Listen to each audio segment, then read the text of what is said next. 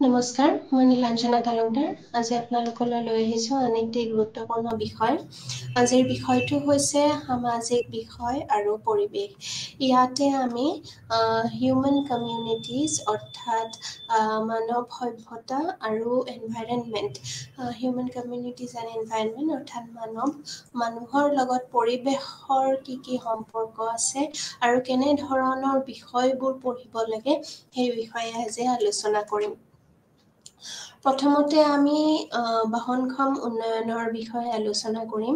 বহনক্ষম উন্নয়ন এনে এবিধ টপিক যিটো মানুহৰ লগত ওতঃপ্ৰোতভাৱে জড়িত হৈ আছে, হিউমেন কমিউনিটিজৰ সৈতে জড়িত হৈ আছে। প্ৰথমতে চাই লৈছোঁ আহক, বহনক্ষম উন্নয়ন মানেনো কি? বহনক্ষম উন্নয়ন অৰ্থাৎ যি উন্নয়নে ভৱিষ্যত প্ৰজন্মৰ নিজস্ব অভাৱ পূৰণৰ ক্ষমতাত কোনো প্ৰতিকূলতাৰ সৃষ্টি নকৰাকৈ বৰ্তমান পুৰুষৰ অভাৱ পূৰণ কৰিবলৈ সক্ষম হয়, সিয়েই বহনক্ষম উন্নয়ন। বহনক্ষম উন্নয়ন এই শব্দটোৰ আজিকালি আমি খুব বেছিকৈ শুনিবলৈ পাওঁ। যিকোনো যদি এনভাইৰনমেণ্ট ৰিলেটেড টপিক হওক, তাতে এই যিটো বিষয়বস্তু, এই বিষয়বস্তুটোক লৈ খুবকৈ আলোচনা কৰা হয়। আচলতে আপোনালোকে হয়তো শুনিছে, বহনক্ষম উন্নয়নক ইংলিছত ছাষ্টেইনেবল ডেভেলপমেণ্ট বুলি কোৱা হয়। আৰু ছাষ্টেইনেবল ডেভেলপমেণ্ট গ'লছ কিছুমান থাকে, যাৰ বিষয়ে আমি সচৰাচৰ আজিকালি শুনিবলৈ পাওঁ। ইয়াৰ অৰ্থটো আমি যদি বিতংভাৱে জানিবলৈ চেষ্টা কৰোঁ, তেনেহ'লে আমি বহু যুগ আগলৈকে যাব লাগিব, যেতিয়া ইণ্ডাষ্ট্ৰিয়েলাইজেশ্যন হ'বলৈ আৰম্ভ হৈছিলে। মানে অৰ্থনৈতিকভাৱে উন্নত দেশ থাকে আৰু অৰ্থনৈতিকভাৱে উন্নয়নশীল দেশ থাকে, যিবোৰ উন্নয়ন হ'বলৈ ডেভেলপিং কাণ্ট্ৰিজ যিবোৰ, আৰু ডেভেলপড কাণ্ট্ৰিজ। এটা সময়ত কি হৈছিলে যে ডেভেলপড নেশ্যন এখন হ'বৰ কাৰণে তাৰ যিটো ইণ্ডাষ্ট্ৰিয়েলাইজেশ্যন সেইটো ষ্ট্ৰং হ'ব লাগিব। অৰ্থাৎ আচল কথা, ইকনমিটো ষ্ট্ৰং হ'ব লাগিব, তেতিয়াহে এখন দেশ অৰ্থনৈতিকভাৱে আগবাঢ়ি যাব, যেতিয়া সেই দেশখনৰ যিটো মূল অৰ্থনীতি, যিটো কেপিটেল বেছ, সেইটো যেতিয়া ষ্ট্ৰং থাকে তেতিয়া। আৰু সেই দেশসমূহ যেতিয়া উন্নত আৰু উন্নয়নশীল, উন্নত দেশসমূহ ভাল কথা, উন্নত হৈয়ে আছে। যিবোৰ উন্নয়নশীল দেশ, সেইসমূহ উন্নত দেশ হ'বলৈ যাওঁতে কম্পিটিশ্যন হৈছিলে। আৰু এতিয়াও সেই কম্পিটিশ্যন অৰ্থনৈতিকভাৱে উন্নয়নশীল দেশসমূহ অৰ্থনৈতিকভাৱে এটা ষ্টেবল পজিশ্যনত আহিবৰ বাবে দেশসমূহৰ মাজত কম্পিটিশ্যন এতিয়াও চলি আছে আৰু অনাগত দিনতো চলি থাকিব। এই কম্পিটিশ্যন কৰিবলৈ যাওঁতে দেশখন কেতিয়া ইকনমিকেলি ষ্টেবল হ'ব? যেতিয়া দেশখনৰ ইণ্ডাষ্ট্ৰিয়েলাইজেশ্যন, যিটো ইণ্ডাষ্ট্ৰিয়েল ছেক্টৰ যিটো, সেই ছেক্টৰটো যেতিয়া উন্নত মানৰ হ'ব। গতিকে মানুহে নিজৰ এই এটা হৈছে যে অভাৱবোৰ পূৰণ কৰিবৰ কাৰণে গোটেই যিমান আমাৰ পৃথিৱীৰ সেইখন দেশখনৰ যিমান ৰিচোৰ্চেছ আছে, সেইবোৰ ব্যৱহাৰ কৰিবলৈ ল'লে। তাৰোপৰি দেশখন অগ্ৰগতি কৰিবৰ কাৰণে, ইকনমিকেলি অগ্ৰসৰ কৰিবৰ কাৰণে দেশখনত ইণ্ডাষ্ট্ৰিয়েলাইজেশ্যন আৰম্ভ হ'ল।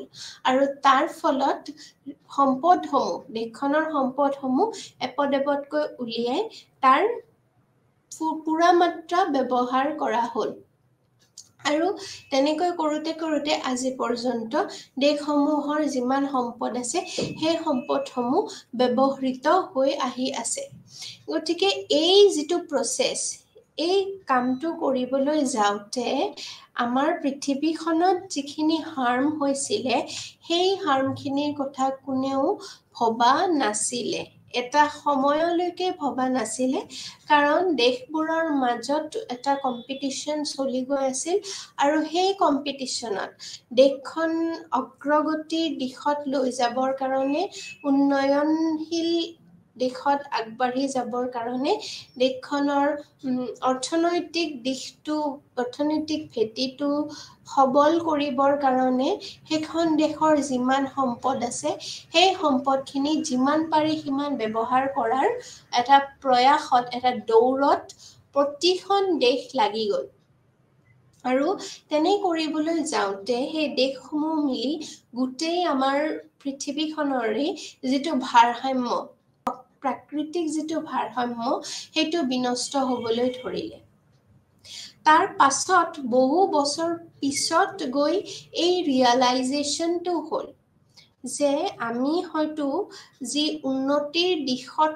দেশসমূহ যে আগবাঢ়ি গৈ আছো তাৰ লগতে কিন্তু আমি এঠাইত পিছ পৰি গৈছো সেয়া হৈছে প্ৰাকৃতিক ভাৰসাম্য বিনষ্ট হৈ গৈ আছে আৰু প্ৰকৃতিক বচোৱা যিটো আমাৰ যিটো প্ৰকৃতিক বচোৱাৰ যিটো দৌৰ সেইটোত আমি বহু পৰিমাণে পিছ পৰি ৰ'লো আৰু সেই গোটেই কনচেপ্টটো মিলি পেলাই বহনক্ষম উন্নয়নৰ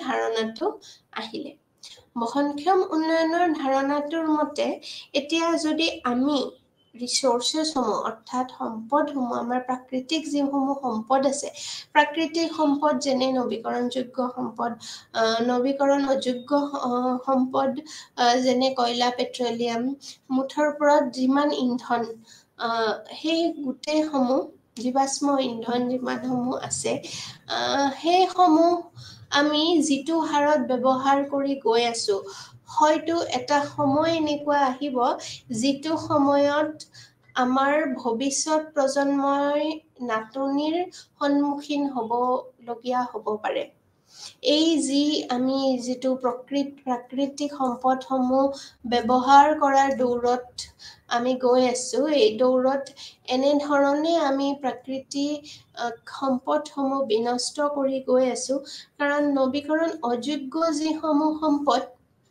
সেইসমূহ এবাৰ ব্যৱহাৰ কৰাৰ পিছত পুনৰ আমি ঘূৰাই নাপাওঁ গতিকে আমি যিটো এই ৰেচ এটাত গৈ আছো তাতে এই উপলব্ধিটো কৰা হ'ল যে ভৱিষ্যত প্ৰজন্মই এই সমূহ বস্তু যিসমূহ আজি আমি পাই আছো সেয়া হয়তো ভৱিষ্যত প্ৰজন্মই নাপাবও পাৰে যেনে ধৰণে আমি যদি পানীৰ কথাও কওঁ পানী এবিধ নৱীকৰণযোগ্য সম্পদ অৰ্থাৎ ৰিনিউৱেবল ৰিসোৰ্স পানী আছে পানী নদীত পানী আছে ওয়াটাৰ সাইকেল পানী বৰষুণ হৈ আকৌ নামিছে পানীৰ ফ্লো কেতিয়াও কমি যোৱা নাই কিন্তু গ্ৰাউণ্ড ৱাটাৰ কমি গৈ আছে পানী লাহে লাহে মানুহৰ খোৱা পানীৰ অভাৱ হৈ গৈ আছে নিত্য নৈমিত্তিক কামত যিটো পানী আমি ব্যৱহাৰ কৰো সেয়া কমি গৈ আছে এইও এটা চিন্তাৰ বিষয় গতিকে যদি আমি পানীৰ উদাহৰণেই লোৱা হয় তেনেহলে পানী আজি আছে ভৱিষ্যত প্ৰজন্মৰ বাবে নাথাকিবও পাৰে আজি যিটো হাৰত মানুহে পানী কিনি খাবলগীয়া হৈছে বা ব্যৱহাৰ কৰিবলগীয়া হৈছে তাতকৈ দুগুণ তিনিগুণ দামত ভৱিষ্যতৰ প্ৰজন্মই পানী কিনি ব্যৱহাৰ কৰিবলগীয়া হ'ব পাৰে সেইটো এটা উদাহৰণহে মাত্ৰ অকল পানী বুলিয়ে নহয় কয়লা পেট্ৰলিয়াম ইত্যাদি আমি ইন্ধন গাড়ীত আমি ইন্ধন ব্যৱহাৰ কৰিছো ডিজেল পেট্ৰল এইসমূহো আমি প্ৰাকৃতিক সম্পদৰ পৰাই পাই আছো এইসমূহ প্ৰাকৃতিক সম্পদেই হয় যদি এইসমূহ এটা সময়ত নাইকিয়া হৈ যায় আৰু যিটো দ্ৰুতগতিত গাড়ীৰ যিটো হাৰ সেইটো বৃদ্ধি পাবলৈ ধৰিছে তেনে স্থলত আমি যদি চাওঁ ভৱিষ্যতলৈ কিন্তু পেট্ৰলিয়াম ইত্যাদিৰো দাম মূল্য আৰু দুগুণে চৰিব আৰু যাৰ ফলত ভৱিষ্যত প্ৰজন্মই বহুতো নাটনিৰ সন্মুখীন হ'বলগীয়া হ'ব গতিকে এই বহনক্ষম উন্নয়নৰ যিটো ধাৰণা সেই ধাৰণাটোৰ মতে আমি এতিয়া যিসমূহ ব্যৱহাৰ কৰি আহি আছো আমি এতিয়া যিসমূহ সম্পদ ব্যৱহাৰ কৰো বা আমাৰ নিজস্ব যিখিনি অভাৱ আছে সেইখিনি আমি প্ৰকৃতিৰ পৰা পূৰণ কৰিবলৈ চেষ্টা কৰিছো এইখিনি আমি এনেদৰে কৰিব লাগিব কিন্তু যাতে ভৱিষ্যত প্ৰজন্মৰ যিটো অভাৱ সেই অভাৱটো যাতে পূৰণ কৰে এতিয়া যিদৰে আমি ব্যৱহাৰ কৰি আছো তেওঁলোকেও যাতে ভৱিষ্যতে সেইখিনি সমানভাৱে ব্যৱহাৰ কৰিব পাৰে তাৰ কাৰণে এটা ব্যৱস্থা অৰ্থাৎ আমি প্ৰয়োজনতকৈ অধিক যাতে এতিয়া ব্যৱহাৰ নকৰো আছে বুলিয়ে যে আমি দলিয়াই পেলাম লগাতকৈ বেছি ব্যৱহাৰ কৰিম তেনে যাতে নহয় সিম্পল ভাষাত যদি ক'বলৈ যাওঁ সহজ অৰ্থত বহনক্ষম উন্নয়নৰ ধাৰণাটোৱে হৈছে হেতু যে আমি এতিয়া যি সমূহ সম্পদ ব্যৱহাৰ কৰিম এনে ধৰণে ব্যৱহাৰ কৰিম যাতে ভৱিষ্যত প্ৰজন্মই অভাৱ অনুভৱ নকৰে আমি যাতে তেওঁলোকৰ কাৰণে সাফিচিয়েন্ট এমাউন্ট এটা থৈ যাব পাৰো আৰু ভৱিষ্যত প্ৰজন্ম বুলি কওঁতে আমাৰ নেক্সট জেনেৰেশ্যনটোৰ কথাই আমি কোৱা নাই তাৰ পিছৰ আজিৰ পৰা আৰু প্ৰায় 200-300 বছৰলৈকে যাতে পৃথিৱীখনে পৃথিৱী হৈয়ে থাকে তেনে ধৰণৰ এটা সাস্টেইনেবল ওয়াৰ্ল্ড এখন ডেভেলপ কৰাৰ হেতু হৈছে গোল গতিকে বহনক্ষম উন্নয়নৰ যেটো আমি ডেফিনেশন হেতু আমি এনে ধৰণে পাওঁ যি উন্নয়নে ভৱিষ্যত প্ৰজন্মৰ নিজস্ব অভাৱ পূৰণৰ ক্ষমতাত কোনো প্ৰতিকূলতাৰ সৃষ্টি নকৰাকৈ অৰ্থাৎ কোনো ধৰণৰ বিপদ যাতে নাহে ভৱিষ্যত প্ৰজন্মলৈ কোনো প্ৰতিকূলতাৰ সৃষ্টি নকৰাকৈ বৰ্তমান পুৰুষৰো অভাৱ পূৰণ কৰিবলৈ সক্ষম হয় হিয়েই বহনক্ষম উন্নয়ন বহনক্ষম উন্নয়নে আৰ্থিক উন্নয়নৰ লগতে পৰিৱেশ সুৰক্ষাকো গুৰুত্ব দিয়ে তে সাস্টেইনেবল ডেভেলপমেন্ট গোলস বা বহনক্ষম উন্নয়নৰ কি গোলস আছে সেইখিনি আমি নেক্সট স্লাইডত দেখিবলৈ পাম ইয়াৰ লগতে আমি এইখিনি জানি লোৱা উচিত যে বহনক্ষম উন্নয়নে অকল আৰ্থিক উন্নয়নেই নহয় পৰিৱেশৰ যেটো সুৰক্ষা তাৰে ওপৰতো গুৰুত্ব দিয়ে আৰ্থিকভাৱে আমাৰ দেশখন সবল হ'ব এতিয়া যিবোৰ আমি কাম কৰি আছো আমি সম্পদ ব্যৱহাৰ নিশ্চয়কৈ কৰিবই লাগিব দেশত যিহেতু সম্পদ আছে সেই সম্পদসমূহ আমি ব্যৱহাৰ কৰিবই লাগিব তেহে দেশখন আৰ্থিকভাৱে উন্নত হ'ব আৰু ভৱিষ্যত প্ৰজন্মৰ বাবে আমি তেনেদৰেই থৈ যাব লাগিব হেতু হৈছে এটা আৰ্থিক দিশ বহনক্ষম উন্নয়নৰ আৰু এটা দিশ হৈছে পৰিৱেশ সুৰক্ষা কাৰণ আমি এতিয়া যদি যধে-মধে ব্যৱহাৰ কৰি আছো তেনেহলে তাৰ চাপ যেটো প্ৰেছাৰ যেটো হেতু পৃথিৱীৰ ওপৰত পৰি আছে সেই কামটো যাতে নহয় পৃথিৱীখনেও যাতে সুৰক্ষা পায় পৰিৱেশৰ সুৰক্ষাকো ইয়াতে গুৰুত্ব দিয়া হয় আৰু উন্নয়ন প্ৰক্ৰিয়াৰ ধাৰাবাহিকতা ৰক্ষা কৰাৰ সময়ত যাতে প্ৰাকৃতিক ভাৰসাম্য হানি নহয় তাৰ প্ৰতি বিশেষ যত্নপৰ হ'ব লাগিব বহনক্ষম উন্নয়নৰ যেটো ধাৰণা তাতে এই দুটা বস্তু স্পষ্ট হৈ আছে যে এটা হৈছে আৰ্থিক দিশটো উন্নত কৰিব লাগিব বহনক্ষম উন্নয়নৰ আন্দাৰত হেতু পৰে যে দেশখনৰ যেটো আৰ্থিক দিশ ভাল উন্নত হোৱাৰ কাৰণে ইন্ডাষ্ট্ৰিয়েলাইজেশন তাৰ ডেভেলপমেন্ট হ'ব লাগিব তাৰ লগতে ইনফ্ৰাষ্ট্ৰাকচাৰ ডেভেলপ হ'ব লাগিব দামি মেচিন ডাঙৰ মেচিন সমূহ আমাৰ ইয়াতে থাকিব লাগিব যাতে খুব সহজতে প্ৰডাকশন হ'ব পাৰে ইত্যাদি হেয়া হৈছে হয়তো টেকনিক্যাল কথাত আমি নাযাওঁ গতিকে সেই আৰ্থিক দিশটোৰ লগতে আমি পৰিৱেশৰ দিশটোও চাব লাগিব যে পৰিৱেশটো সুৰক্ষা কৰি ৰখাটো বহনক্ষম উন্নয়নে উদগনি জগায় তাৰে লগতে উন্নয়ন প্ৰক্ৰিয়াৰ ধাৰাবাহিকতাও ৰক্ষা কৰাৰ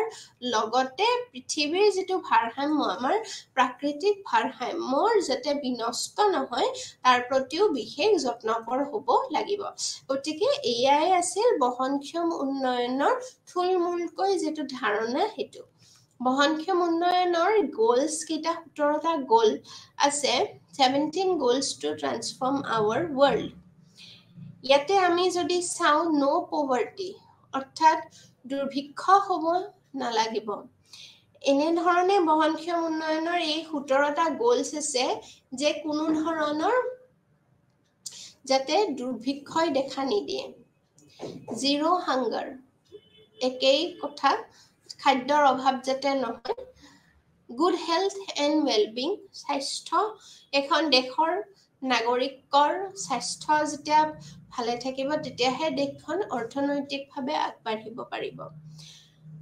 যেতিয়া কোভিড মহামাৰী হৈছিলে তেতিয়া দেশসমূহৰ অৰ্থনীতিও বহুখিনি নিম্নগামী হৈ গৈছিলে। কাৰণ দেশখনৰ অকল আমাৰ দেশ বুলি নহয়, যিমান দেশ আক্ৰান্ত হৈছিলে এই মহামাৰীৰ ফলত, সেই দেশখনৰ যেতিয়া স্বাস্থ্য, সেই দেশখনৰ নাগৰিকসমূহৰ যেতিয়া স্বাস্থ্যই ভাল নাথাকিব, তেনেহ'লে তেওঁলোকে উন্নয়নমূলক কাম কাজ কৰিব কিদৰে? আৰু তেনেদৰে চাবলৈ গ'লে দেশ এখনৰ উন্নতি ডিপেণ্ড কৰে সেই দেশখনৰ বাসিন্দাসমূহৰ স্বাস্থ্যৰ ওপৰত। গতিকে ছাষ্টেইনেবল ডেভেলপমেণ্ট গ'লৰ এইটো 3 নম্বৰ এটা গ'ল যে গুড হেল্থ আৰু ৱেলবিং থাকিব লাগিব।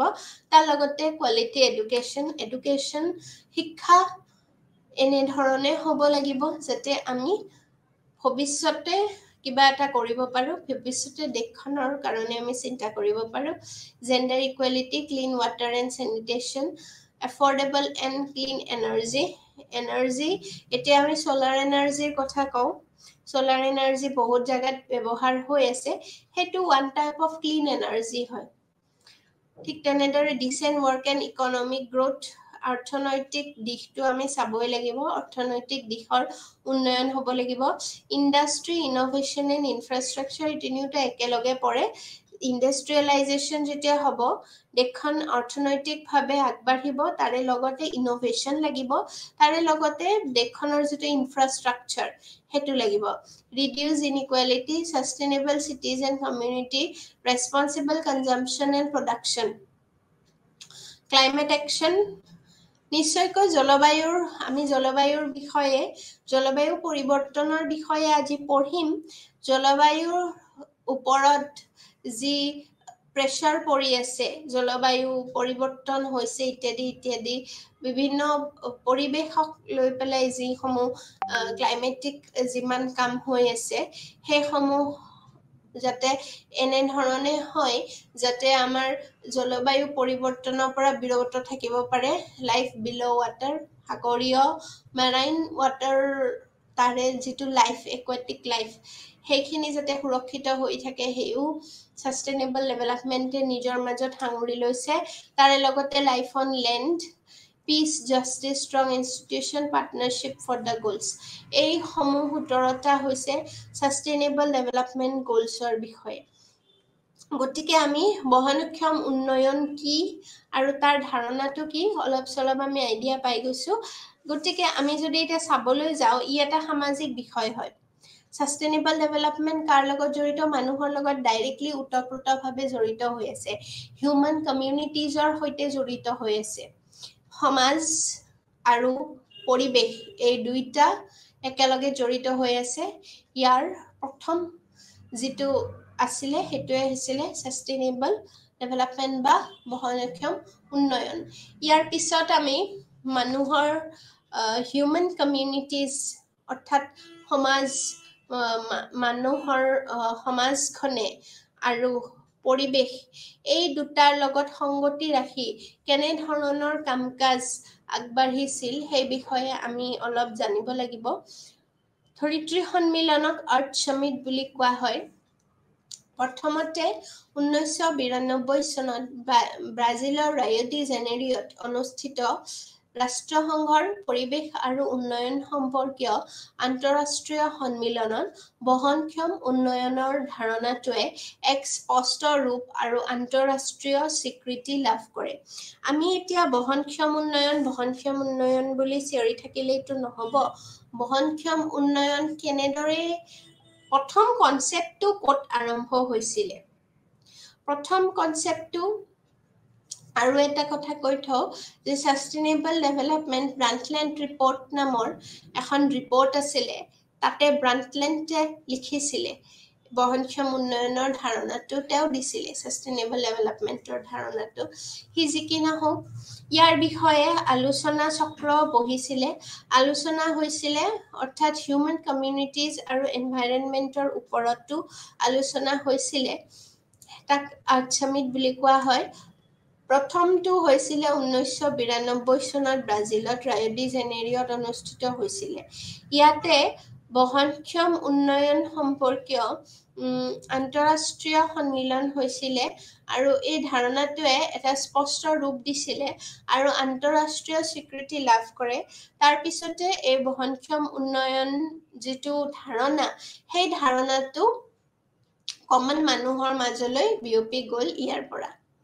এই সন্মিলনক ধৰিত্ৰী সন্মিলন আখ্যা দিয়া হৈছিল আৰু বিশ্বৰ ৰাষ্ট্ৰসমূহৰ পৰিৱেশ সুৰক্ষাৰ্থে এই সন্মিলনতেই কেতবোৰ কাৰ্যসূচী গ্ৰহণ কৰা হৈছিল। বিশ্বৰ যিমান ৰাষ্ট্ৰ আছে, এই ৰাষ্ট্ৰসমূহৰ পৰিৱেশৰ সুৰক্ষাৰ নিমিত্তে কেতবোৰ আলোচনা কৰা হৈছিলে এই সন্মিলনত। যেতিয়া আমি নামটোতে ইয়াৰ পৰিচয় ধৰিত্ৰী সন্মিলন, অৰ্থাৎ ধৰিত্ৰীৰ বাবে কিবা কাম কৰিবলৈ ইয়াত সন্মিলনটো বহোৱা হৈছিলে।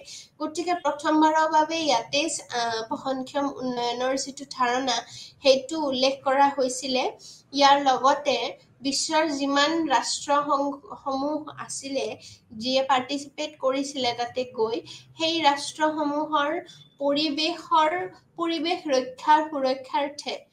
সুৰক্ষাৰ অৰ্থে এই সন্মিলনত কেতবোৰ কাৰ্যসূচীও গ্ৰহণ কৰা হৈছিলে। আমি সেই কাৰ্যসূচীসমূহলৈ ডিটেইলছত নাযাওঁ, বহুখিনি এজেণ্ডা হাতত লোৱা হৈছিলে। এইখিনি 1992 চনত ধৰিত্ৰী সন্মিলনৰ কথা। তাৰ 5 বছৰ পাছত 1997 চনত, অৰ্থাৎ তাক ৰায়+5 বুলি কোৱা হয়, কাৰণ 5 বছৰ পাছত আকৌ অনুষ্ঠিত হৈছিলে। এই বৈঠকত ৰাষ্ট্ৰসমূহৰ বহনক্ষম উন্নয়ন সম্পৰ্কীয় প্ৰতিবেদনসমূহ আয়োগে প্ৰকাশ কৰি উলিয়াইছিল। মানে 5 বছৰ আগতে কিছুমান তেওঁলোকে হাতত লৈছিলে নিয়ম কিছুমান, পৰিৱেশৰ সুৰক্ষাৰ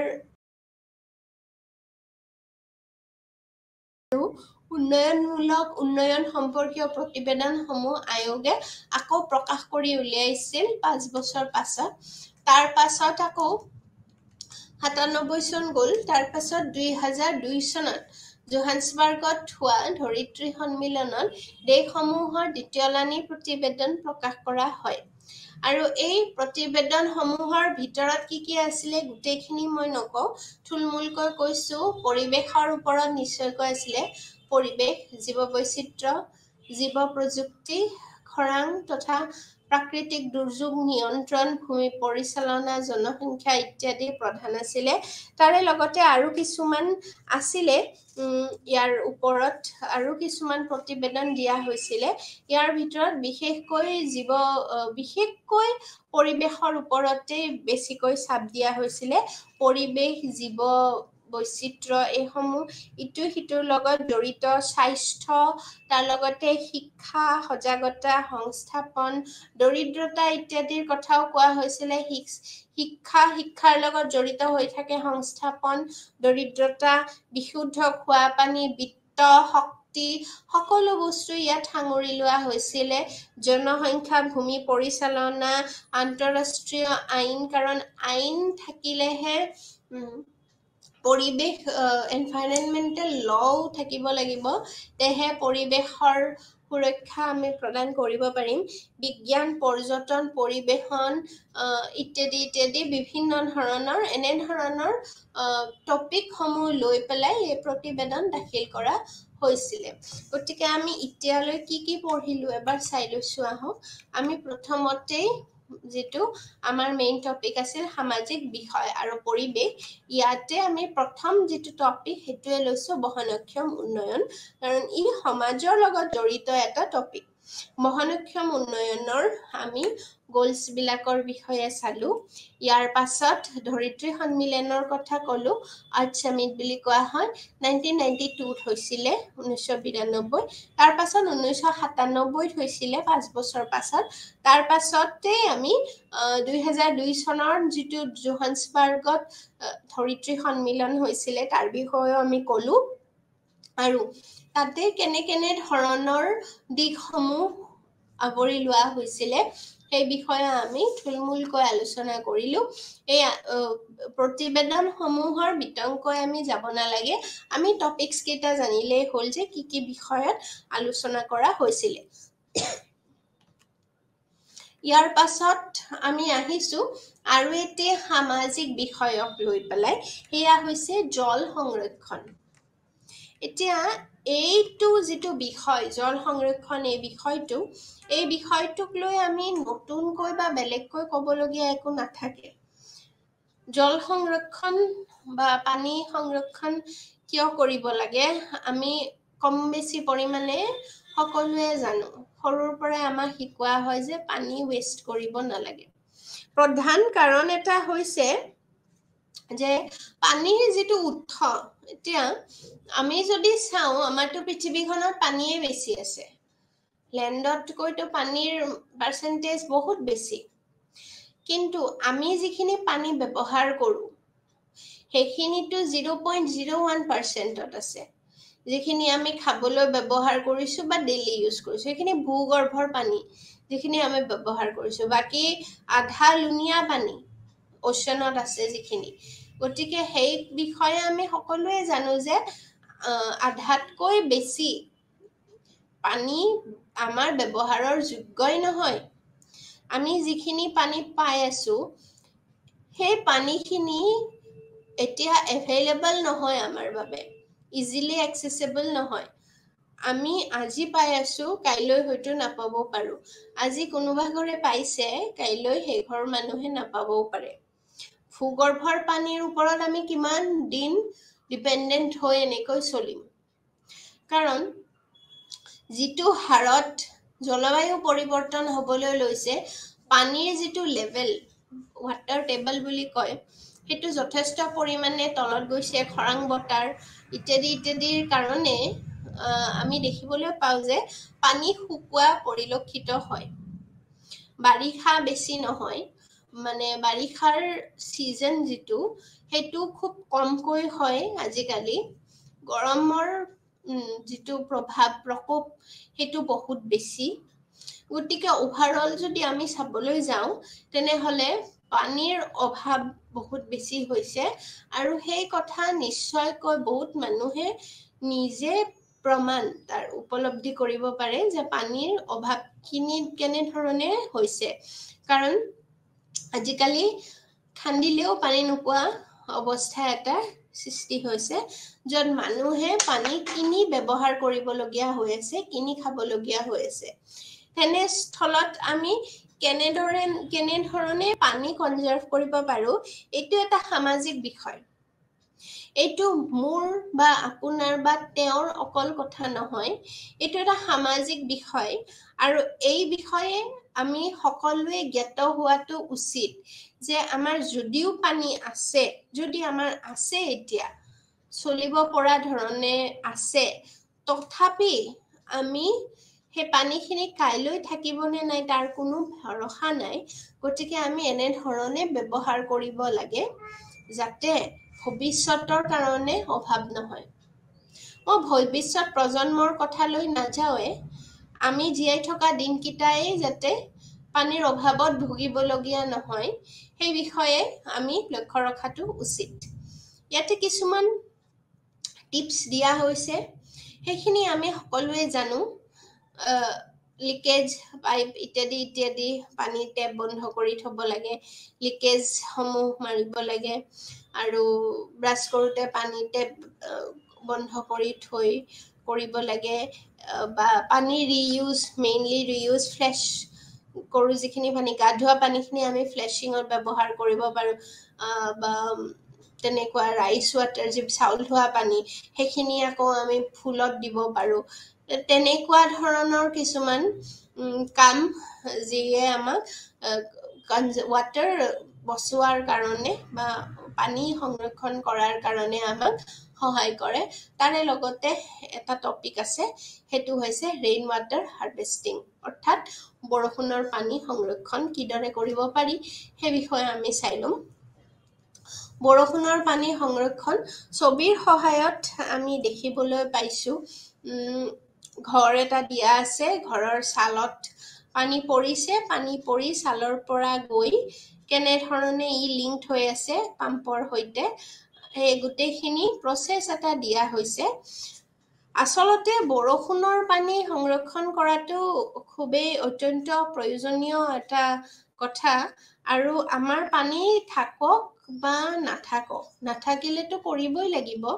তেনেধৰণৰ যেতিয়া অভাৱ হয়, অভাৱেই আৱিষ্কাৰৰ মূল, যেনেদৰে পানী যদি নাথাকে তেনেহ'লেতো আমি উলিয়াবই লাগিব উপায়, আৰু এনেধৰণৰ উপায়সমূহ ব্যৱহাৰ কৰেই। কিন্তু যদি আমাৰ আছে, তথাপি আমি এনেধৰণৰ কাম কিছুমান কৰিব পাৰোঁ যাতে ভৱিষ্যতলৈ অসুবিধা নহয়। ফ্লেটসমূহতো আনকি ছাদৰ ওপৰত, ফ্লেট হওক বা ঘৰ হওক যিয়েই হওক, ছাদৰ ওপৰত আমি টেংকি ৰাখি তেনেধৰণে পানী জমা কৰিব পাৰোঁ। এইটো সকলোৱে জানে, এইটো এটা খুব সাধাৰণ কথা। ডাঙৰ টেংকি লৈ পেলাই তাত যদি আমি বৰষুণ দিয়াৰ সময়ত আমি যদি সেইটো খোলা ৰাখি দিওঁ, তাতে যথেষ্টখিনি পানী জমা হ'ব আৰু সেইখিনি পানী আমি ব্যৱহাৰ কৰিব পাৰিম। সেইটো আমি সকলোৱে জানো। আৰু ৰেইন ৱাটাৰ হাৰ্ভেষ্টিঙৰ আৰু কিছুমান যিবোৰ ট্ৰেডিশ্যনেল টেকনিক আছে, ট্ৰেডিশ্যনেল যিবোৰ গাঁওসমূহত বহুত আগৰ পৰা ব্যৱহাৰ কৰা হৈ আছে, বা যিবোৰ ঠাইত পানীৰ খুব অভাৱ, যেনে ৰাজস্থান, তেনেকুৱা জেগাত পানীৰ অভাৱ দেখা পোৱা যায়। তেনে জেগাবোৰত কুণ্ড ইত্যাদি খান্দি তাতে পানী, বৰষুণৰ পানী জমা কৰাৰ প্ৰচেছ আছে। গতিকে তেনেধৰণে ডাঙৰকৈ গাঁত খান্দি তাতে বৰষুণৰ পানী জমা কৰিব পৰা যায়। সেইটো এটা টেকনিক আছে। তাৰোপৰি যিটো ৰুফটপ হাৰ্ভেষ্টিং, মানে ৰেইন ৱাটাৰ হাৰ্ভেষ্টিঙৰ ৰুফটপ হেৰিটো বেছি প্ৰয়োজনীয় হয়, আৰু এইটো কৰিবলৈ সহজেই হয়। পানী যিখিনি ৰুফ, শ্লপিং ৰুফ থাকে আমাৰ যিহেতু, আৰু আমাৰ আছাম টাইপৰ ঘৰবিলাকৰ শ্লপিং ৰুফ থাকে, তাতে পানী যেতিয়া পৰে তাৰ লগত এটা গাঁতৰ লগাই পেলাই পাইপেদি সংলগ্ন কৰি দিয়া হয় ফিল্টাৰৰ সৈতে, আৰু সেইটো গৈ পেলাই মেইন টেংক এটাৰ লগত, আমি যিটো ছবিটো দেখিছোঁ, ৰুফৰ পৰা পাইপৰ সহায়ত ফিল্টাৰত লগাই দিয়া হৈছে। ফিল্টাৰৰ পৰা ছবিটো সংগ্ৰহিত হয়, ফিল্টাৰৰ পৰা মেইন টেংকলৈ লৈ যোৱা হৈছে পাইপডাল, আকৌ মেইন টেংকৰ পৰা কুঁৱালৈ পাইপডাল সংলগ্ন কৰাই দিয়া হৈছে। ইয়াতে আমি দেখিবলৈ পাইছোঁ যে বৰষুণ যেতিয়া পৰিছে, শ্লপিং ৰুফত বৰষুণ পৰিছে, গাটাৰৰ সহায়ত সেই পানীখিনি এই পাইপডালৰ ভিতৰেৰে সোমাই গৈ ফিল্টাৰত সোমাইছে। ফিল্টাৰত ফিল্টাৰ হৈ সেই পানীখিনি ওলাই আহি টেংকিত পৰিছে। সেই টেংকিৰ পৰা গৈছে কুঁৱালৈকে, কুঁৱালৈ গৈ কুঁৱাৰ পৰা আকৌ গ্ৰাউণ্ড ৱাটাৰত লগ লাগিছেগৈ। এই ৰেইন ৱাটাৰ হাৰ্ভেষ্টিঙৰ আৰু এটা ইম্পৰ্টেণ্ট কনচেপ্ট হৈছে ground water recharge. Ground water recharge বুলি কয়, অৰ্থাৎ ভূগৰ্ভৰ পানী ৰিচাৰ্জ কৰিব পাৰি। কাৰণ ভূগৰ্ভৰ পানী কি হয়, আমি যেতিয়া খুব বেছি ব্যৱহাৰ কৰি থাকোঁ, কুঁৱাৰ পৰাই পানী, আমি কুঁৱা এটা খান্দিছিলোঁ 20 বছৰ আগতে, সেই কুঁৱাটোৰ পৰা আমি পানী সদায় ব্যৱহাৰ কৰিয়ে আছোঁ। তেতিয়া কি হয়, সেই যিটো লেভেলটো, ৱাটাৰ লেভেলটো, সেইটো বহুত তলত পৰি যায়। গতিকে গ্ৰাউণ্ড ৱাটাৰ ৰিচাৰ্জ, আৰু অকল সেইখিনি সেই ঠাইডোখৰে নহয়, গোটেই এৰিয়াটোৱে পানী কমি হৈ যাব পাৰে। আন ঠাইত তাৰে কাষত যদি আমি কুঁৱা এটা খান্দো, তাত হয়তো আমি পানী নাপাবও পাৰোঁ, কাৰণ ৱাটাৰ টেবলটো অলৰেডি বহুত তলত গুচি গৈছে। তেতিয়া সেইটো গ্ৰাউণ্ড ৱাটাৰ ৰিচাৰ্জ বুলি কোৱা হয়। মানে তলৰ যিখিনি পানী, সেই ৱাটাৰ লেভেলটো যাতে তলত পৰি নাযায়, সেইটো যাতে সমানে থাকে, সেইকাৰণে গ্ৰাউণ্ড ৱাটাৰ ৰিচাৰ্জ কৰা হয়। গতিকে এইটো এটা টেকনিক হয়, আৰু এই মেইন টেংকৰ পৰা গৈ পাম্পৰ সহায়ত আমি বিভিন্ন কামত সেয়া ব্যৱহাৰ কৰিব পাৰোঁ, যেনে ৱাটাৰ গাৰ্ডেনত আমি বাগিচাত পানী দিবৰ কাৰণে, টয়লেট ফ্লাছ, তাৰপিছত গাড়ী ধোৱা কাম, কাপোৰ ধোৱা কাম ইত্যাদি ইত্যাদি কামত আমি এই পানীখিনি ব্যৱহাৰ কৰিব পাৰোঁ। এনে বৰষুণৰ পানী ডাইৰেক্ট ব্যৱহাৰ কৰিব নোৱাৰিব পাৰো কাৰণ আজিকালি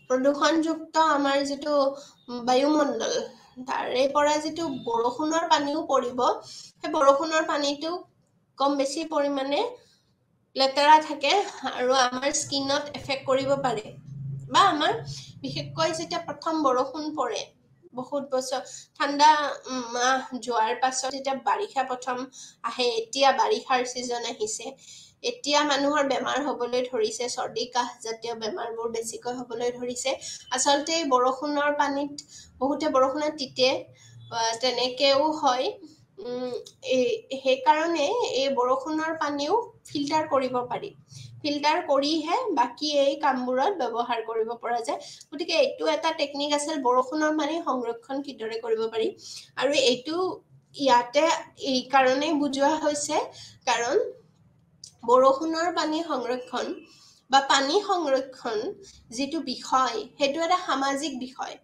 আৰু আমি সেই বিষয়ে জানিব লাগে ইয়াৰ পিছত আহিছো আৰু এটি বেলেগ এটি সামাজিক বিষয় লৈ সেইটো হৈছে পুনৰ বন্দবস্ত আৰু পুনৰ সংস্থাপন এতিয়া আমি আজিৰ যিকেইটা টপিক সেই টপিক কেইটা ইটো সিটোৰ লগত খুব এটা কানেক্টেড নহয় কাৰণ আমি বেলেগ টপিক পাই আছো কাৰণ আমাৰ এজ এ হোল আজি টপিকটোৱে হৈছে সামাজিক বিষয় আৰু পৰিৱেশ সমাজত যিবোৰ বিষয় চলি থাকে সেই কেতবোৰ বিষয় লোৱা হৈছে আৰু যিবোৰ পৰিৱেশৰ লগত ওতঃপ্ৰোতভাৱে জড়িত হৈ আছে আৰু লগতে সমানে তাৰ ইম্পেক্ট পৰি আছে মানুহৰ ওপৰত মানৱ সভ্যতাৰ ওপৰত হয়তো মানুহে কৰা কৰ্মৰ কাৰণে পৰিৱেশ বিনষ্ট হৈছে বা পৰিৱেশত ঘটি থকা কৰ্মকাণ্ডৰ বাবে মানুহৰ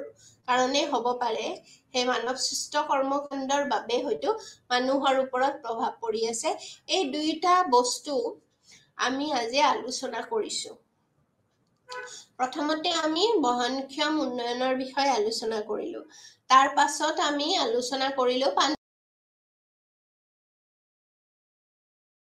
হৈছে পুনৰ বন্দবস্ত আৰু পুনৰ সংস্থাপন মানে ৰিহেবিলিটেশ্যন আৰু ৰিছেটেলমেণ্ট এইটো ছবিত যদি আমি চাওঁ তেনেহলে গম পাম যে মানুহবোৰে টোপোলা লৈ এঠাইৰ পৰা আন ঠাইলৈ ক্ৰছ কৰি আছে আন ঠাইলৈ গৈ আছে এই ছবিটোৰ পৰা আমি আইডিয়া লগাব পাৰিছো যে এই বিষয়টো কিহৰ ওপৰত হ'ব পাৰে ৰিহেবিলিটেশ্যন ৰিছেটেলমেণ্ট এঠাইৰ পৰা অন্য এঠাইত যোৱা যিটো প্ৰক্ৰিয়া হেতুক পুনৰ বন্দবস্ত বা পুনৰ সংস্থাপন বুলি কোৱা হয় এতিয়া ইয়াৰ প্ৰয়োজনীয়তা কিয় হৈছে পুনৰ বন্দবস্ত বা পুনৰ সংস্থাপনৰ প্ৰয়োজনীয়তা কেতিয়াৰ পৰা হ'ল আৰু কিয় হ'ল উদাহৰণ বহুত আছে হয়তো হ'ব পাৰে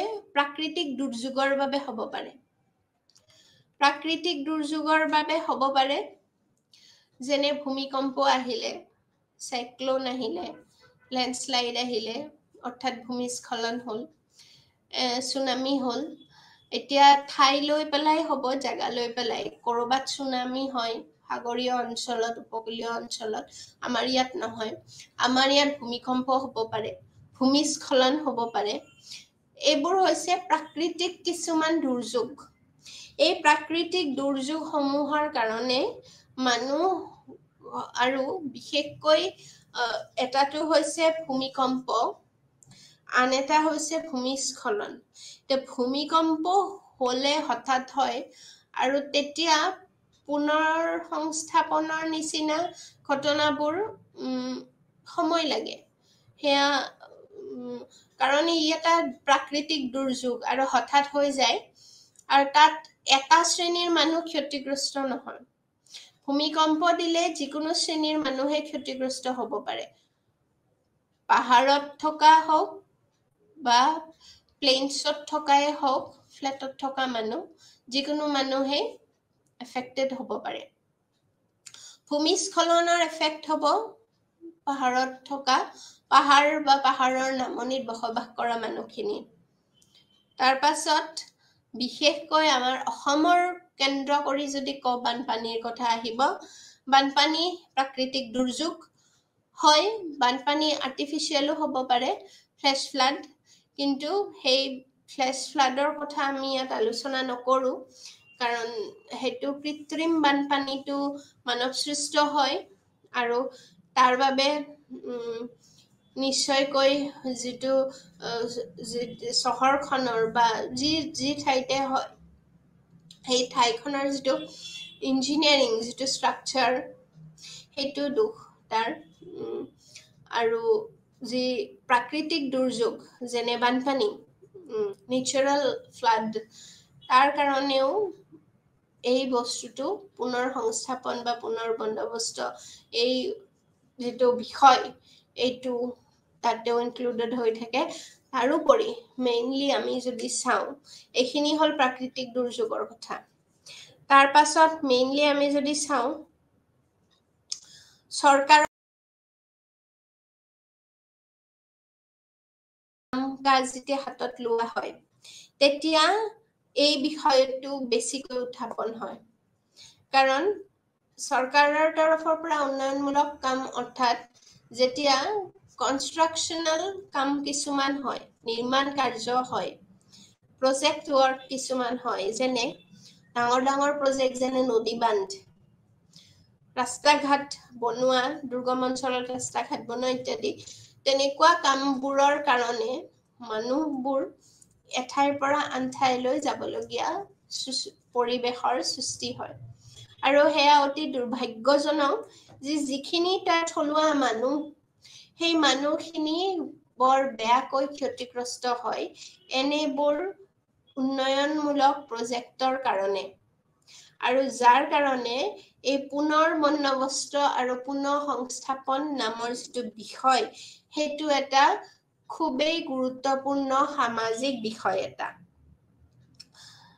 যেতিয়া বৃহৎ উদ্যোগ খণ্ড নিৰ্মাণ কৰিবলগীয়া হয়, বা আমি এক্সাম্পল ল'ব পাৰোঁ নদী বান্ধৰ, যেতিয়া সেয়া নিৰ্মাণ কৰিবলগীয়া হয় তেতিয়া কি হয়, বিশেষকৈ এতিয়া চহৰ অঞ্চলত য'ত অলৰেডি ৰেচিডেঞ্চিয়েল এৰিয়া, য'ত মানুহখন বসতি আছে, তেনে অঞ্চলতো নদী বান্ধ নিৰ্মাণ কৰিব নোৱাৰি, নদী থাকিব লাগিব মেইন কথা। নদী এতিয়া আমাৰ গুৱাহাটীৰ মাজেৰেও নদী বৈ গৈছে, কিন্তু ইয়াত ডেম নিৰ্মাণ নহ'ব, হ'ব য'ত নদীৰ পানীৰ ফ'ৰ্চটো বেছিকৈ থাকে, পাহাৰৰ পৰা যেতিয়া নামনিত নামিব, ফ'ৰ্চটো য'ত বেছি থাকে ত'ত নদী বান্ধ নিৰ্মাণ কৰিব পাৰিব। আৰু পাহাৰীয়া দুৰ্গম অঞ্চলত তাতে যিবোৰ জনজাতীয় লোকসকল থাকে, তেওঁলোকৰ অৱস্থা ভাবি চাইছেনে কি হয়?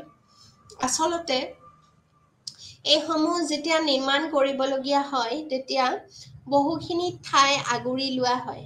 এটাটো হৈছে যে তাৰ ফলত তাৰে ওচৰৰ পাজৰ যিখিনি বায়'ডাইভাৰ্চিটি, জৈৱ বৈচিত্ৰ্য, সেইখিনিত আঘাত হয়, সেইখিনি সম্পূৰ্ণকৈ ধ্বংস হৈ যায়। সেইটো এটা পৰিৱেশৰ লগত জড়িত এটা বেলেগ এটা বিষয়।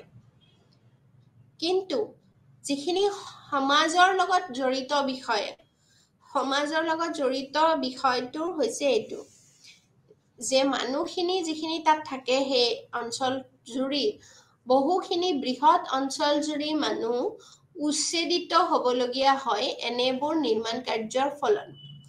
তাত যদি নদী বান্ধ কৰিবলৈ গৈ আছে, তাত পকী ৰাস্তা ঘাট লাগিব পাহাৰীয়া অঞ্চলত, তাৰ কাৰণে, কাৰণ নিৰ্মাণ কাৰ্যৰ কাৰণে প্ৰয়োজনীয় সা-সঁজুলি ৰাস্তাৰে নিব লাগিব, গাড়ীৰে কঢ়িয়াই নিব লাগিব, তাৰ কাৰণে ৰাস্তা ঘাটৰো নিৰ্মাণ হ'ব লাগিব, ভাল কথা, উন্নয়নমূলক কাম। কিন্তু তাৰ ফলত সেই অঞ্চল জুৰি থকা যিখিনি মানুহ, সেই মানুহখিনি বহুখিনি অসুবিধাৰ সন্মুখীন হয়। মেইনলি তেওঁলোকে তেওঁলোকৰ যিখিনি ভূমি, তেওঁলোকৰ আৱাসস্থল, সেইখিনি হেৰুৱাবলগীয়া হয়। আৰু এইটো এটা অতি দুখজনক, দুখ লগা এটা ছবি আমাৰ উন্নয়নমূলক কাম কাজবোৰৰ আঁৰত যি ঘটনাবোৰ ঘটে। পুনৰ বন্দবস্ত বা পুনৰ সংস্থাপন শব্দটোৰ পৰা আমি এইটো বুজিবলৈ পাওঁ যে চৰকাৰে এই গৃহহীন লোকসকলক অন্য এঠাইলৈ নি সেটেল কৰাৰ এটা ব্যৱস্থা কৰে, তেওঁলোকক পুনৰ সংস্থাপিত কৰাৰ ব্যৱস্থা কৰে। সেইটো এটা ভাল পদক্ষেপ, বা তেওঁলোকৰ যিখিনি মাটিৰ মূল্য তাৰ বিনিময়ত মাটিৰ মূল্য কিবা এটা দিয়াৰ, চৰকাৰী মূল্য এটা দিয়াৰ ব্যৱস্থা নিৰ্ধাৰণ কৰে। কিন্তু সেয়া যথেষ্ট হয়নে? সেয়া যথেষ্ট এই কাৰণেই নহয় কাৰণ সেই অঞ্চলত, যি অঞ্চলত এনেধৰণৰ উন্নয়নমূলক কাম কাজ চলে, তাৰে যিখিনি জনজাতীয় লোক বুলি এই কাৰণেই কৈছো কাৰণ তেওঁলোক তাৰে থলুৱা লোক, যুগ বছৰ ধৰি যুগৰ পৰাই যুগান্তৰৰ পৰাই তেওঁলোকৰ পূৰ্বপুৰুষ তাতে থাকি অহা, আৰু তেওঁলোকে সেই অঞ্চলৰ পৰা ওলাই আহিব পৰা নাই। তেওঁলোকে সেই অঞ্চলত থাকি বসবাস কৰিয়েই বহু বছৰৰ পৰা কিবা একোটা বৃত্তি হাতত লৈ তেওঁলোকে ভাতমুঠি উলিয়াই আছিলে। হয়তো কোনোবাই মাছ মাৰি খাইছে, মাছ মাৰি বজাৰত নি সেইখিনি বিক্ৰী কৰি সেই পইচাৰ কেইটাৰে তেওঁলোকে পেট পুৰাইছে, জীৱন নিৰ্বাহ কৰিছে। হয়তো কোনোবাই খেতি কৰি খাইছে। বিশেষকৈ এইকেইটা যিকেইটা নদী ওচৰতে আছে, গতিকে মাছ মৰাৰ যিটো প্ৰক্ৰিয়া সেইটো নিশ্চয়কৈ থাকিব, সেইটো এটা বিজনেছ হ'বই তাতে। এই যিকেইটা তেওঁলোকৰ যিকেইটা জীৱিকাৰ উপায়, এই জীৱিকাৰ উপায় কেইটাৰ বাদে তেওঁলোকে বেলেগ কিবা উপায় বিকল্প হিচাপে ল'ব পৰা অৱস্থাত তেওঁলোক মেণ্টেলি সক্ষম নহয়, কাৰণ তেওঁলোকে যুগৰ পৰাই সেই বৃত্তিটো দেখিয়ে সৰুৰ পৰা ডাঙৰ হৈছে আৰু তেওঁলোকে সেইটোৱে কৰি আছে। আৰু মেইনলি আমি যদি চাব যাওঁ, তেওঁলোক বিশেষকৈ নিৰক্ষৰ মানুহ, তেওঁলোকৰ শিক্ষা দীক্ষাৰ ইমান পোহৰ পোৱাই নাই যে হয়তো তাৰে মাজত কোনোবাই যদি ওলাই আহি পঢ়া শুনা কৰিছে, বাহিৰলৈ ওলাই আহিছে, সেইটো বেলেগ কথা। তাতে থকা মানুহখিনি, জনজাতীয় যিখিনি মানুহ আছে তাৰে, মানে যিখিনি নেটিভ পিপল, লোকেল পিপল তাৰে, তেওঁলোকে ইমানখিনি অগ্ৰসৰ নহয় নতুন এটা লাইফষ্টাইল, নতুন এটা জীৱিকাক লৈ পেলাই তেওঁলোকে যে চলি থাকিব পাৰিব। তাৰ কাৰণে তেওঁলোকক যদি পুনৰ সংস্থাপনৰ ব্যৱস্থা কিবা কৰি দিয়া হয়, পুনৰ সংস্থাপনৰ ব্যৱস্থা কেনেধৰণে কৰি দিব, ক'ত এংগেজ কৰাব এই মানুহ বিলাকক? তেওঁলোকক যেতিয়া উচ্ছেদিত কৰা হ'ল, এঠাইত নি পেলাই তেওঁলোকক ৰিহেবিলিটেট কৰা হ'ল যে তোমালোকক এইখিনি ঠাই দিলো, এইখিনি ঠাইত তোমালোকে থাকিবা, ঘৰ বান্ধিব লাগিব নিজে, পেট পুৰাব লাগিব নিজে, জীৱিকাৰ সন্ধান কৰিব লাগিব নিজে। তেওঁলোকক যদি ইণ্ডাষ্ট্ৰি এটাত কাম কৰিবৰ কাৰণেও দিয়া হয়, তেওঁলোকে কৰিব নোৱাৰিব তেতিয়া, কাৰণ তেওঁলোকে নাজানে, তেওঁলোক অজ্ঞ, তেওঁলোকে নাজানে যে এই কামবোৰ কৰে কিদৰে। They are not familiar with those works. তেনেস্থলত কি হয় যে মানুহখিনি বহুত হাৰাশাস্তিৰ সন্মুখীন হয়। তাৰে লগতে যিখিনি কম্পেনচেশ্যন দিয়া হয়, ভূমিৰ বাবদ যিখিনি কম্পেনচেশ্যন দিয়া হয়, সেইখিনি চৰকাৰী মূল্য হয়, আৰু সেই মূল্যখিনি দি তেওঁলোকৰ একো নহয়গৈ। আৰু হয়তো এনেকুৱা হয় যে সেই মূল্যখিনি যদিও বা পালেই, সেইখিনি আধা দিন খাওঁতে, কাৰণ জীৱিকাৰ উপায় নোহোৱা হৈ যায়, উপাৰ্জনৰ পথ নোহোৱা হৈ যায়, আধা দিন খাওঁতে গুচি যায়। তেনেধৰণে এতিয়া বহুত নজিৰ আছে এনেকুৱা যে তেওঁলোক ৰাজপথলৈ আহিবলগীয়া অৱস্থা হৈছে। দিল্লীৰ ৰাজপথত হয়তো এতিয়াও আমি তেনেকুৱা ধৰণৰ ভিক্ষাৰী দেখিবলৈ পাম, যি এতিয়া ভিক্ষুক হৈছে গৈ পেলাই। তেওঁলোক এই যেতিয়া এনেধৰণৰ নদী বান্ধৰ ডাঙৰ নৰ্মদা বচাও আন্দোলন, এনেধৰণৰ যেতিয়া নদী বান্ধৰ বিৰুদ্ধে কিছুমান আন্দোলন হৈছিল, উচ্ছেদিত মানুহসকলৰ হৈ আন্দোলন চলোৱা হৈছিলে, সেই মানুহখিনি এতিয়াও হয়তো কৰবাৰ ৰাজপথত আমি দেখিবলৈ পাম। তেওঁলোক পুনৰ সংস্থাপিত নহল, কাৰণ তেওঁলোক অভিজ্ঞ নহয় তেনেধৰণৰ কাম কৰিবৰ বাবে। যি ধৰণৰ কাম তেওঁলোকক এতিয়া বৰ্তমান কৰিবলৈ দিয়া হয় পুনৰ সংস্থাপনৰ নামত। এটা মাত্ৰ এয়া উদাহৰণহে। গতিকে এই পুনৰ বন্দবস্ত বা পুনৰ সংস্থাপন যিটো বিষয়, এইটো এটা খুব ডাঙৰ এটা সামাজিক বিষয় আৰু খুব সহজে ইয়াক এই বিষয়টো আলোচনা আচলতে কৰিব নোৱাৰি, কাৰণ ইয়াৰ আঁৰত বহুতো কাহিনী লুকাই থাকে আৰু এইটো এটা খুবেই এটা ইম্পৰ্টেণ্ট এটা সামাজিক বিষয়।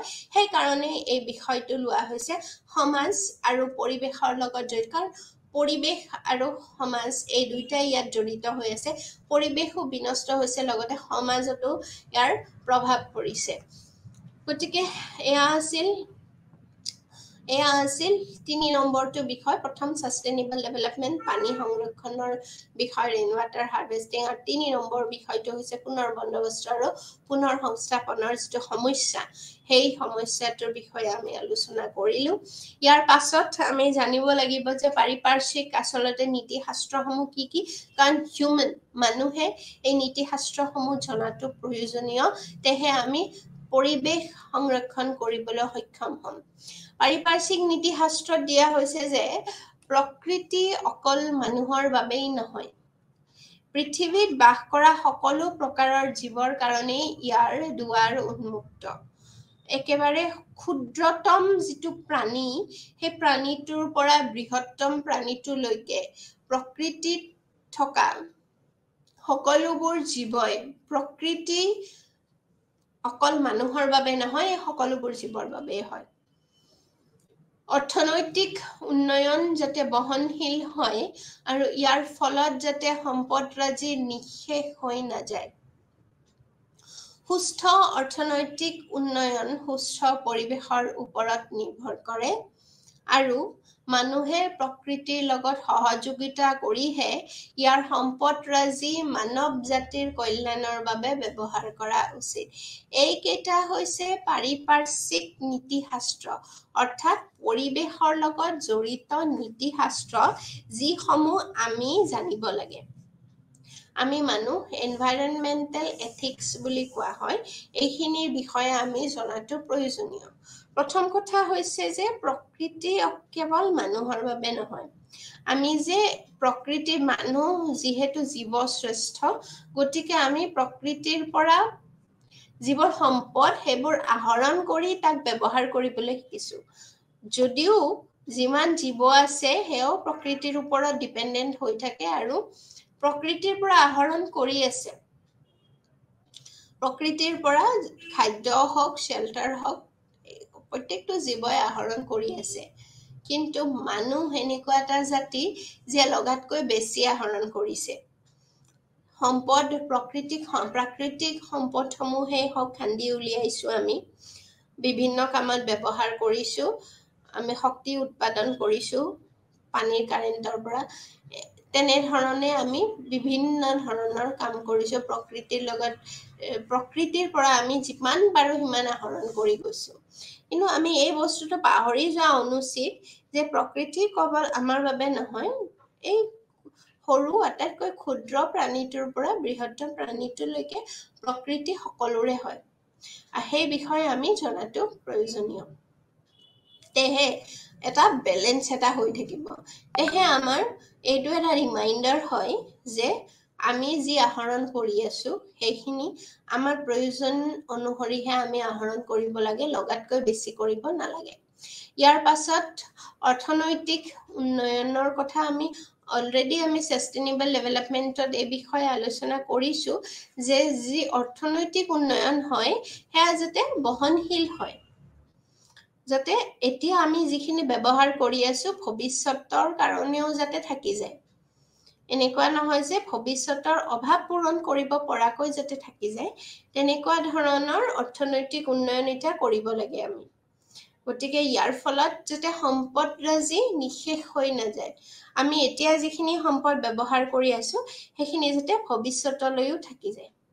এটা সুস্থ অৰ্থনৈতিক উন্নয়ন সুস্থ পৰিৱেশৰ ওপৰত নিৰ্ভৰ কৰে আৰু মানুহে প্ৰকৃতিৰ লগত সহযোগিতা কৰিহে ইয়াৰ সম্পদৰাজি মানৱ জাতিৰ কল্যাণৰ বাবে ব্যৱহাৰ কৰা উচিত আমি পাইছো বুলিয়ে যধে মধে ব্যৱহাৰ কৰিব নালাগে প্ৰকৃতিৰ লগত সহযোগিতা আমি বৰ্তাই ৰাখিব লাগিব তেহে ইয়াৰ যিখিনি সম্পদ আছে সেই সম্পদখিনি আমি মানৱ জাতিৰ কল্যাণৰ হৈ ব্যৱহাৰ কৰিব পাৰিম এইখিনি আছিল পাৰিপাৰ্শ্বিক নীতিশাস্ত্ৰ আমি জানি থোৱাটো প্ৰয়োজনীয় ইয়াৰ পাছত আমি আৰু এটা ইম্পৰ্টেন্ট বিষয় এটা লৈ আহিছো সেয়া হৈছে জলবায়ুৰ পৰিৱৰ্তন জলবায়ু পৰিৱৰ্তন এটা সামাজিক বিষয় এতিয়া খুব বেছি গৰম পৰিছিলে এইকেইদিন যোৱা কেইদিন এতিয়া হঠাৎ আকৌ বৰষুণ পৰিব ধৰিছে প্ৰকৃতিয়ে আকৌ বেলেগ এটা ৰূপ লৈছে অন্য এটা ৰূপ খুব বেছি গৰমৰ পৰা এতিয়া ঠাণ্ডা মানে তাণ্ডৱ সেয়া প্ৰকৃতিয়ে তাণ্ডৱ চলোৱা বুলি কোৱা হয় আচলতে প্ৰকৃতিৰ সেয়া নিয়ম প্ৰকৃতিয়ে যেনে ধৰণে বিচাৰে তেনে ধৰণে মানৱ সমাজক চলাব পাৰে আচলতে মানৱ সমাজে তাক পৰিৱৰ্তন কৰিব নোৱাৰে ইচ্ছা কৰিলে কিন্তু মানৱ সমাজে যিবোৰ কাম কৰি গৈ আছে নেগেটিভ কাম যিবোৰ কৰি গৈ আছে তাৰ ফলস্বৰূপে জলবায়ুৰ পৰিৱৰ্তন হ'বলৈ ধৰিছে আৰু যাৰ ফলত কিন্তু আকৌ মানুহে দুৰ্ভোগ ভুগিবলগীয়া হৈছে গোলকীয় উষ্ণীভৱন আমি সকলোৱে জানো গ্লোবাল ওয়াৰ্মিং বুলি কোৱা হয় কি হয় আচলতে পৃথিৱীৰ উষ্ণতা বৃদ্ধিৰ বাবে যদিও মূলত কাৰ্বন ডাই অক্সাইড গেছ দায়ী হয় কাৰ্বন ডাই অক্সাইড গেছ যেতিয়া বেছি হৈ যায় কাৰণ কাৰ্বন ডাই অক্সাইড গেছে সূৰ্যৰ যিটো আল্ট্ৰাভায়োলেট ৰেজ সূৰ্যৰ যিটো ৰশ্মি তাপ বুলি ক'ব লাগিব সূৰ্যৰ তাপ শোষণ কৰি ল'ব পাৰে আৰু তেনে ধৰণে কাৰ্বন ডাই অক্সাইড গেছৰ যেতিয়া এটা আৱৰণ হৈ যায় আমাৰ পৃথিৱীৰ ওপৰত বায়ুমণ্ডলত তেতিয়া সি যিমানেই তাপ ধৰি ৰাখিব তলত থকা আমাৰ সাৰফেস আৰ্থ সাৰফেসটো সিমানে বেছি গৰম হ'ব হেতু এটা কমন কনসেপ্ট এটা গতিকে কাৰ্বন ডাই অক্সাইড গেছ দায়ী হয় তাৰ লগতে আৰু কিছুমান আছে যেনে মিথেন নাইট্ৰাছ অক্সাইড আৰু ক্লোৰোফ্লোৰোকাৰ্বন CFC বুলি কোৱা হয় এই সমূহ আমি যে ব্যৱহাৰ কৰো এসি ফ্ৰিজ এনে ধৰণৰ যিবোৰ বস্তু আছে এইবোৰৰ পৰা এই CFC ওলাই আৰু ইয়ে আকৌ গ্লোবাল ওয়াৰ্মিঙত অৰিহণা যোগায় ক্লোৰোফ্লোৰোকাৰ্বন শ্ৰেণীৰ গেছ কেইটায়ো উত্তাপ বৃদ্ধি কৰাত যথেষ্ট অৰিহণা যোগাইছে বায়ুমণ্ডলৰ মাজেদি পৃথিৱীলৈ অহা সৌৰ বিকিৰণৰ বেছি অংশ ভূপৃষ্ঠই শোষণ কৰাৰ ফলত ই গৰম হৈ উঠে সেই বিকিৰণ বায়ুমণ্ডলত থকা জলীয় বাষ্প কাৰ্বন ডাই অক্সাইড মিথেন নাইট্ৰাছ অক্সাইড আৰু CFC গেছে শোষণ কৰি লয় এইটো এটা কমন কনসেপ্ট হয় ইয়াৰ পৰাই গোলকীয় উষ্ণীভৱন হয় যে আমি হেতু জানো গোলকীয় উষ্ণীভৱন কেনেকৈ হয় যে সূৰ্যৰ বিকিৰণসমূহ যেতিয়া এই গেছসমূহে শোষণ কৰি লয় তাৰ পাছত আমাৰ যিটো সাৰফেস হয় এই সাৰফেসটো গৰম হৈ যায় আৰ্থ সাৰফেসটো আৰু তেনে ধৰণে যিটো টেম্পাৰেচাৰ পৃথিৱীৰ টেম্পাৰেচাৰটো বাঢ়ি যায় মানে আমাৰ এটমস্ফিয়াৰ যিখিনি আমাৰ যিখিনি গৰম আছে সেই গৰমটো লগাতকৈ বেছি বৃদ্ধি পায় আৰু তেতিয়া গোলকীয় উষ্ণীভৱন বা গ্লোবাল ওয়াৰ্মিং হোৱা বুলি কোৱা হয় আৰু গ্লোবাল ওয়াৰ্মিং বা গোলকীয় উষ্ণীভৱন এইটো গ্লোবালি হোৱা এটা ঘটনা পৰিঘটনা আৰু এইটোৱে গ্লোবালি মানুহক এফেক্ট কৰি গৈ আছে আৰু এই এটা সামাজিক বিষয় গোলকীয় উষ্ণীভৱনৰ প্ৰভাৱসমূহ কি আমি চাই লৈছো আহক প্ৰথমতে হৈছে সমুদ্ৰ পৃষ্ঠৰ উচ্চতা বৃদ্ধি হয় সমুদ্ৰ পৃষ্ঠৰ অৰ্থাৎ যিটো ওশন ৰাইজ ইন সি লেভেল হেতু যেতিয়া বৃদ্ধি হৈ যায় বানপানী হোৱাৰ আশংকা থাকে পানী লেভেল ওভাৰফ্লো হৈ যায় পানী লেভেল ওভাৰফ্লো হৈ যায় পেলাই কি হয় বানপানী হোৱা গোটেই ডুবি যোৱাৰ আশংকা থাকে তাৰে লগতে বতৰ আৰু জলবায়ুৰ ওপৰত প্ৰভাৱ পৰে প্ৰজাতিৰ বিতৰণত প্ৰভাৱ পৰে আৰু খাদ্য উৎপাদনতো প্ৰভাৱ পৰে প্ৰজাতিৰ বিতৰণত প্ৰভাৱ অৰ্থাৎ যিবোৰ জীৱ আছে যেতিয়া যিমান বেছি গৰম বাঢ়ি যায় সিহঁতি থকা ঠাইত থাকিব নোৱাৰা হয় আৰু তেতিয়া সিহঁতৰ যিটো নেটিভ প্লেচ হয় জন্মৰ ঠাইত থাকিব নোৱাৰা হয় আৰু সিহঁতে আন ঠাইলৈ যাবলগীয়া হয় গতিকে তেনেধৰণে যেতিয়া গ্লোবেলি যেতিয়া গৰম বাঢ়ি যায় বা তাপমাত্ৰাৰ যেতিয়া তাৰতম্য ঘটে তেতিয়া এই প্ৰজাতিসমূহ বিতৰণত প্ৰভাৱ পৰে আৰু তেনেধৰণে প্ৰজাতিসমূহ বিলুপ্তিৰ পথত আগবাঢ়ি যায় ইয়াৰ লগতে খাদ্য উৎপাদনতো প্ৰভাৱ পৰে এইখিনিয়ে হৈছে পৰিৱেশ সম্পৰ্কৰ জনা সজাগতা এইখিনি আছিল আমাৰ আজিৰ বিষয় অহা ক্লাছত অন্য এটা বিষয় লৈ আহিম ধন্যবাদ